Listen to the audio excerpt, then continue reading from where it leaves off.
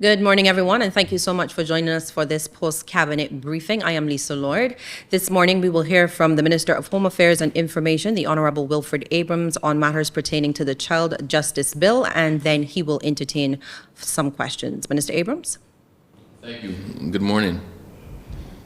I am happy to advise that yesterday the Cabinet of Barbados approved and agreed to the laying in Parliament of the Child Justice Bill, which should be the Child Justice Bill 2022. This bill has been some time in the works. In 2019, the decision was taken to harmonize the child protection legislation with the child justice legislation so as not to send the wrong signal and create imbalances. The completion of this suite of legislation has been a priority for this government. Indeed, since assuming office, this government, through the Ministry of Home Affairs and Information and the Ministry of People Empowerment and Elder Affairs, has been working assiduously in collaboration with UNICEF and other stakeholders to fully address the rights and needs of children, and at the same time addressing the deficiencies within the criminal justice system, and specifically the juvenile justice system. To this end, two critical pieces of legislation are going to be engaging the attention of Parliament, and they are the Child Protection Act, which was recently laid in Parliament, and the Child Justice Bill, which has now been agreed by Cabinet to be laid in Parliament, and this will be done in very short order. It is envisaged that the Child Justice Bill will bridge the gaps, the policy gaps, capture the legislative and institutional amendments necessary to provide a holistic approach to the protection of the rights of the child. The Act, once proclaimed, will make provisions for the reform of criminal law applicable to children, and will repeal the Juvenile Offenders Act, Cap 138, and the Reformatory Industrial Schools Act, Cap 169.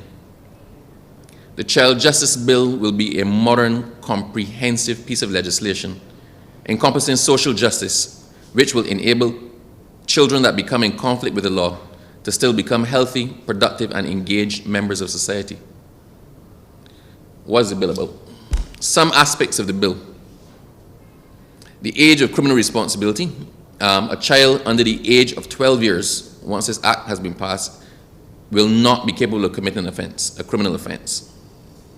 It also deals with principles to be applied when dealing with children. So the court or any person performing functions pursuant to the provision of the act shall be guided by the following principles.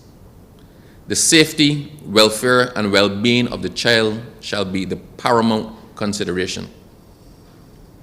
A child shall, as far as possible, be given an opportunity to respond before any decision is taken which affects that child. A child shall be addressed in a manner appropriate to his age, maturity, and intellectual development. A child shall be treated in a manner which takes into account his beliefs, and all procedures to be carried out pursuant to this act shall be conducted and completed in a timely manner. The parents and families of a child shall have the right to assist the child in proceedings under this act, and wherever possible to participate in decisions affecting the child. All consequences arising from the commission of an offense by a child shall be proportionate to the circumstances of that child, the nature of the offense and the interests of society, and a child shall not be treated more severely than an adult would in the same circumstances. A child lacking in family support, education, or employment opportunities shall have equal access to available services, and every effort shall be made to ensure that a child receives equal treatment in relation to other children who have committed similar offenses. Also, at multiple stages of the process, there will be opportunity for diversion from the strict legal processes to an avenue that encourages rehabilitation and seeks to guide the child through a solution that does not subject the child to a full trial and incarceration. This legislation has also been drafted to be fully compliant with various conventions that Barbados is signatory to, as these relate to the rights and protections of children.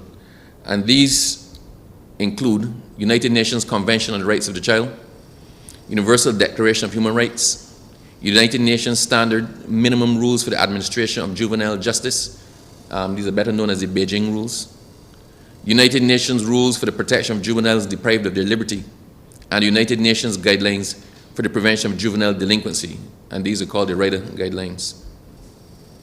This government, being fully cognizant of and listening to the concerns of the public, has been proactive. Certainly over the last 18 months, The courts have not sent any child to JS for wandering, and the last girl currently with JS is due to be released today. Let me assure all Barbadians and residents that the government remains fully committed to addressing, respecting, and protecting the rights of children.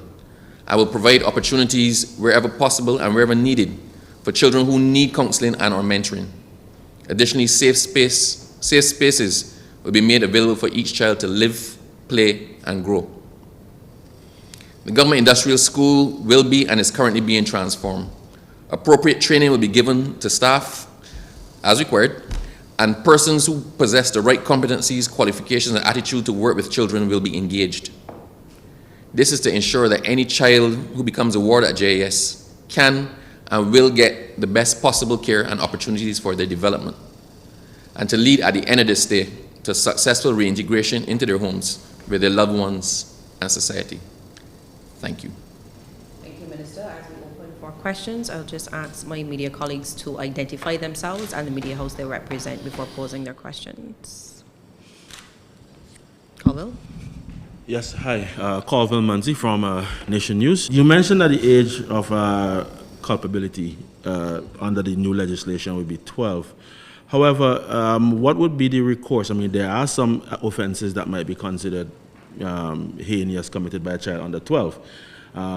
What would be the recourse or corrective measures now in place for those children? And secondly, what was the age before before 12, before this legislation is now has now been approved?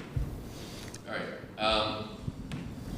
The age of criminal responsibility in relation to children depends on a number of factors, right? And it has varied through time. They look at the maturity of the child, they look at other things. What it is right now, to be honest, I probably can't tell you. But to remove all uncertainty and all the other factors that come into play and arguments that be made, the cutoff line under this legislation will be 12. No child under the age of 12 will be deemed capable of being criminally responsible. That does not mean that persons will not have, that the child is going to be ignored. A child can commit a crime or an offense and run free. But in terms of criminal proceedings, you can't institute criminal proceedings against a child under 12. I started by saying that we're looking to harmonize the child protection legislation along with the child justice legislation. If a child under the age of 12 is engaging in behavior that if they were over 12 would be strictly criminal behavior, then you have to look at the circumstances of that child. And at some point in time, although you can't prosecute them for it, the state has to be able to take protective measures in the best interest of the child. So that's where the child protection legislation and all the protocols under there will actually start to kick in. But in terms of trying a child criminally and making the child criminally responsible for the behavior, the cutoff age is now 12.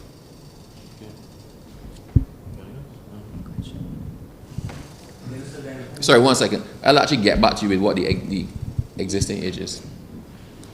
I'm Chantal Legal-Gibson from Starcon Network. I know you would address the issue of wandering with 18 months waiting period since the last wandering case being called. Some questions in media have been, how is wandering going to be addressed now under this new legislation in terms of the underlying issues that may lead to people wandering in first place? So, wandering is one of those interesting historical charges, and that was meant to actually control the movement of black people, quite frankly, and black women. Now, our government has been clear from the get-go that it was our intention to remove the charge of wandering from the statute books. When we started drafting the legislation, that question was asked, and we upfront said, if it's one thing that's going to happen with this suite of legislation, is that wandering is not going to be on the books anymore. It's an offensive charge, to me, is an affront to the dignity of people. Worse yet, is an affront to the dignity of women, because a boy cannot be charged with wandering. So wandering is a charge that applies only to girls. And that of itself should start to tell you that that has no place in a modern society. So wandering, the criminal offense of wandering, being out being unable to explain yourself, can't give a valid explanation for it, whatnot. All the things that lead to wandering will not now lead to a charge for wandering. So you can't pick up a child and charge them criminally for wandering. But equally, you can't ignore certain circumstances. If a young child, I'm not even going to say a young girl, because we got to look at the protection of children generally. If a young child is found in a circumstance that is inappropriate for that child, and on the road and hasn't been attending school, all the things that would normally have ticked off the box for wandering, right? Then that child comes to your attention, child protection authorities. And you start by investigating why is the child where the child is, what support does the child or the family need, what can the government do to ensure that the child is protected and that this sort of behavior is encouraged. And all of the things that then fall, all of the avenues that then fall under the child protection legislation will kick in to secure the best possible treatment and the best possible outcome for the child. But what will not happen is that that child will be dragged before a court, possibly on the offense of wandering. So to make it clear, the offense of wandering no longer will form part of the legislative framework of Barbados. Yes, Minister. These statutes, as outlined, are they now left just to the interpretation and fulfillment of the Child Protective Services, or are we looking towards a juvenile court system? Could you give us some information on that? But there currently is a juvenile regime. So imagine now that we've wiped away however we used to deal with children. We've now wiped it away. We've looked at the best possible modeling. We've drafted the legislation, both the child protection legislation and the child justice legislation, with very close consultation with UNICEF and all the other stakeholders, all.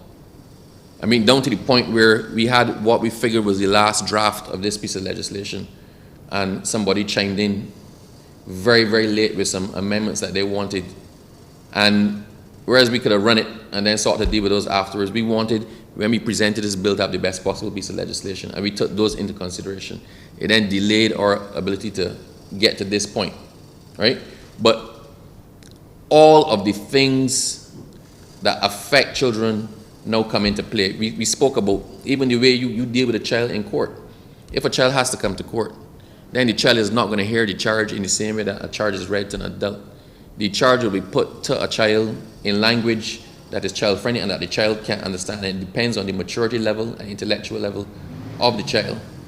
Even the proceedings, you won't have strictly adversarial proceedings in court. The proceedings are meant to get to the bottom of what is happening, right, and to assist the child. So I spoke about diversion. What does diversion look like? At about 5 different stages in the criminal process. Right now, if a child is picked up for doing something illegal, the child will go through the exact same procedure as is met with for an adult. The child will be questioned, give a statement in the presence of their parent or some responsible adult. The child will be charged, appear in the dock, and the same rules that apply to adults apply pretty much to children. No. The intention now is to do everything possible to take the child out of the criminal justice system.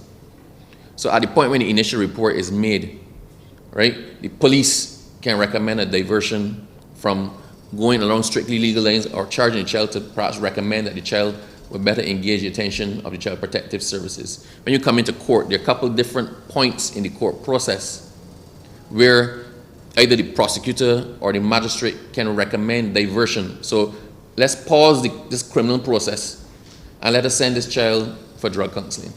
Let us send this child to the protection services. Let us send this child to a psychologist and evaluate. So that the only time a child will get to the end of the criminal process and then go to the government industrial school would be if all other attempts to find some other means to deal with the matter in a way that preserves the best interest of the child and aims at a successful reintegration with the family, with society, and the development of the child have failed.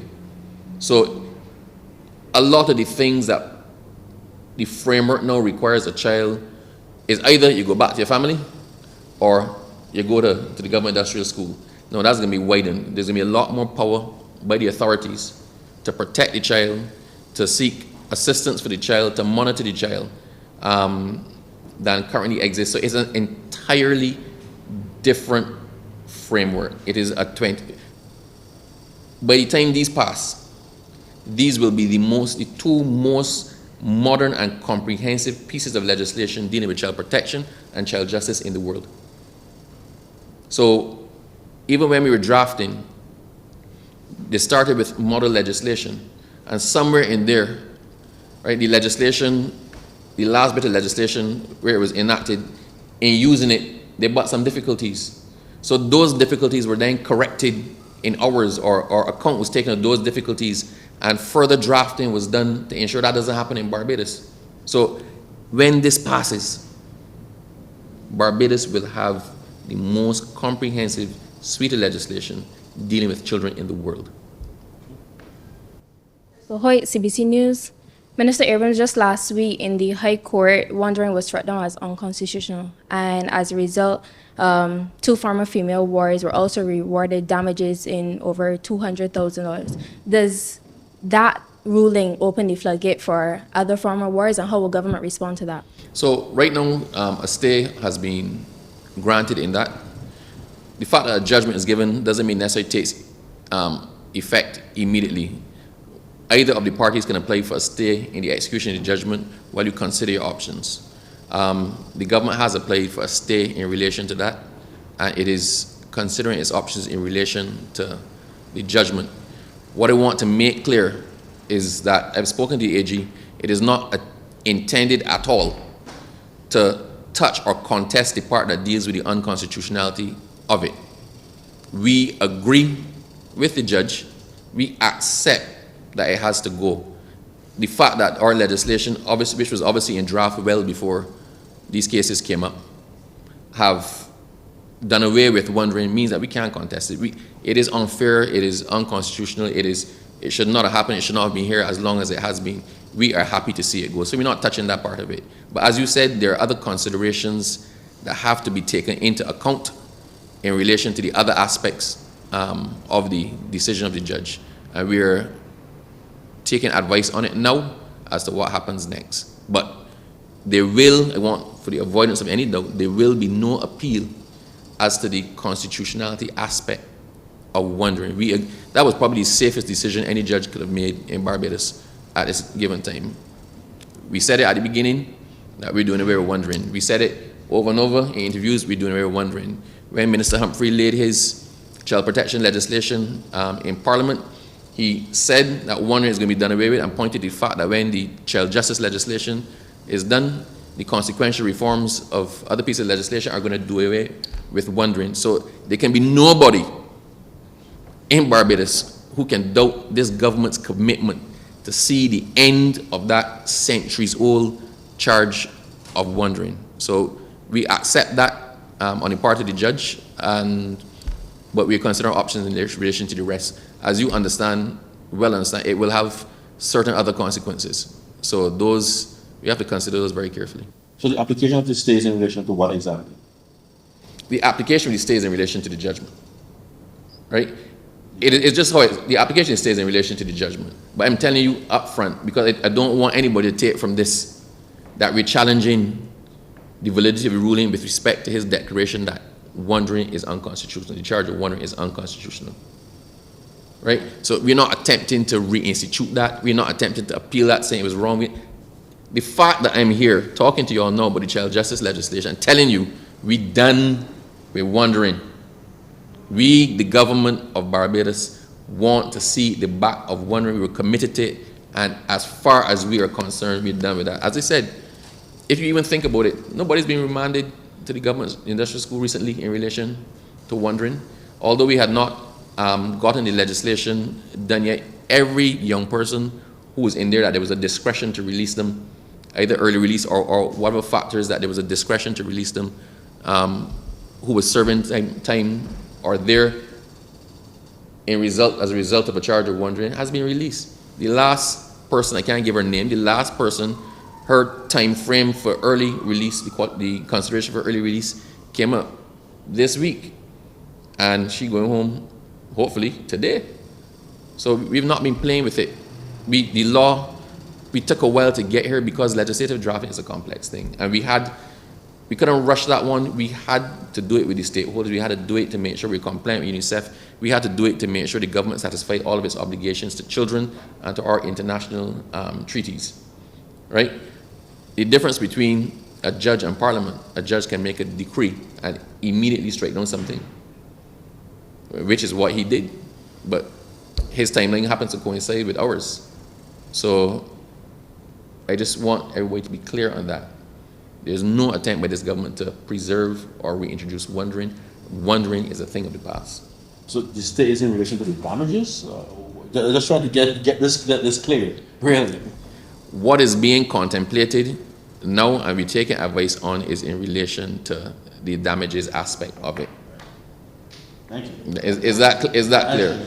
So the final question will go to Anesta Henry from Barbados. Right. Good morning, Minister. This week, parliamentarian Marshall Cattle would have called for corporal punishment in schools to be done with. What are your thoughts on her call? Marsha, as a member of this government, everybody's encouraged in this government to be able to embrace their views, right? And we will not always have the exact same view. I'm not saying that my view is different to hers, but as a minister, I have to also consider and factor the collective responsibility of cabinet. So as a minister, I'm not at liberty to even tender my own personal view at this point in time. That is something that has to be contemplated and dealt with by the government in terms of reform of legislation, if necessary. So Minister Cattle is known for speaking her mind, right? And she is in a position to do so. Sorry, backtrack. MP Cattle. I said Minister Cattle. I just want to do a quick follow-up. Under the Child Protection Act then, would education be factoring, going back to the same corporal punishment, would that be something that would be factoring in terms of being placed or something you'll be focusing on under the Child Protection Act? Yes. So right now, persons who wards of the government industrial school do get educated. Their education is supposed to continue in the government industrial school. But we're looking at the reality of the situation. A lot more options are available to us now. With COVID, we saw remote learning, we saw remote interviews, we saw other options. There is going to be a heavy push to ensure that any child who comes into contact with the system gets the best possible outcome out of it. And that includes educational opportunities. That includes assessment of the children, that this child might not be necessarily be academically inclined, but might have another skill set that should be encouraged. And all avenues for the development of the child are going to be encouraged. And we're going to try as much as possible. Any child who becomes a ward or under the protection of the state comes out in a much better position or emerges in a much better position and better equipped to deal with the challenges that brought them to our attention and better equipped to deal with life challenges so that they have the best possible chance at success out in the world. You had any final comments, Minister? To summarize? Yeah. So, in summary, this government has always been committed to the rights of children and the protection of children. If it is one thing that we are bent on, you've heard it from the Prime Minister, you've heard it from the Deputy Prime Minister, you've heard it from the Attorney General, you've probably heard it from every member of this government. We are committed to protecting the rights of the child and securing the best possible opportunities for our children. That's why you're seeing things in relation to educational reform.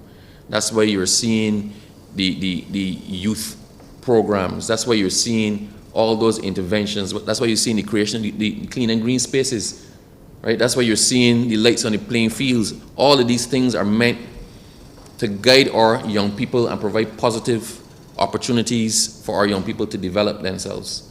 The child protection legislation and the child justice legislation it is another step in that direction. I think this brings us kicking and screaming into this century in terms of what the best practices are in relation to children, the welfare of children, the education of children, and the opportunities for children. And I am comfortable that right now in front of us, we have the best possible piece of legislation, having been settled with the stakeholders, having been subject to comments from every single area of Barbados that is concerned about the welfare of children. We've taken all comments into consideration, but even so, once this legislation is laid, it's going to go to select committee. So there will still be further opportunities for persons to chime in and other things to be taken into consideration. But we are formally putting it before Parliament and saying we think right now we have done our duty by the children of Barbados and created the legislative framework that we believe best encompasses the government's perspective on it and best secures the protection, welfare, advancement, and best possible opportunities for children in Barbados. So my conscience is clear right now. Thank you very much, Minister. That was the Minister of Home Affairs and Information, the Honourable Wilfred Abrams. Let me also thank my colleagues in the media and you for joining. Do have yourself a fantastic Friday.